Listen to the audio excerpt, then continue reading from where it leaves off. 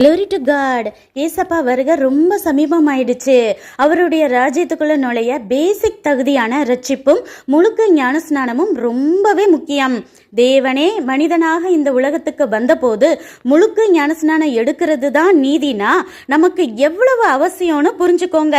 சில வாலிப பிள்ளைங்க கிட்ட சீக்கிரம் பேப்டிசம் எடுக்க சொன்னா இப்ப பேப்டிசம் எடுத்துட்டா என்னால சினிமா பாட்டு கேட்கவோ பாடவோ முடியாது, அதனால கொஞ்ச நாள் கழிச்சு பார்த்துக்கலான்னு சொல்லி தள்ளி போடுறவங்க உண்டு.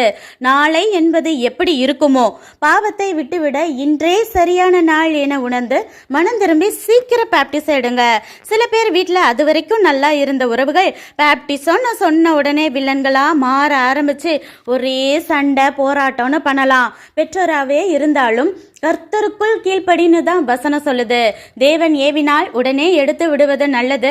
இல்லைன்னா பெற்றோர் சீக்கிரம் மனம் திரும்ப ஜெபித்து அவர்கள் பெர்மிஷனோட சீக்கிரம் பேப்டிசம் எடுங்க. சிலருக்கு பேப்டிசம் எடுக்க போறப்பதான் உடம்பு முடியல, சின்ன விபத்துன்னு வந்த உடனே பயந்து பின்வாங்குவாங்க. பிசாசோட கூட்டணியில இருந்து விலகி தேவ பிள்ளைங்கிற அந்தஸ்து கிடைக்கிறது பொறுக்காம பிசாசு கொண்டு வருகிற சூழ்ச்சி தான் அது. எதுவா இருந்தாலும் காலம் இனி செல்லாது. யோசிச்சுக்கிட்டே நேரத்தை வீணாக்கி அப்புறம் அழுது பிரயோஜனம் இல்லை. சீக்கிரம் உண்மையும் உத்தமமான பாஸ்டரிடம் பேப்டிசம் எடுங்க. தேவ பிள்ளையாய் மாற அன்புடன் அழைக்கிறோம். வாழ்த்துக்கள். நன்றி.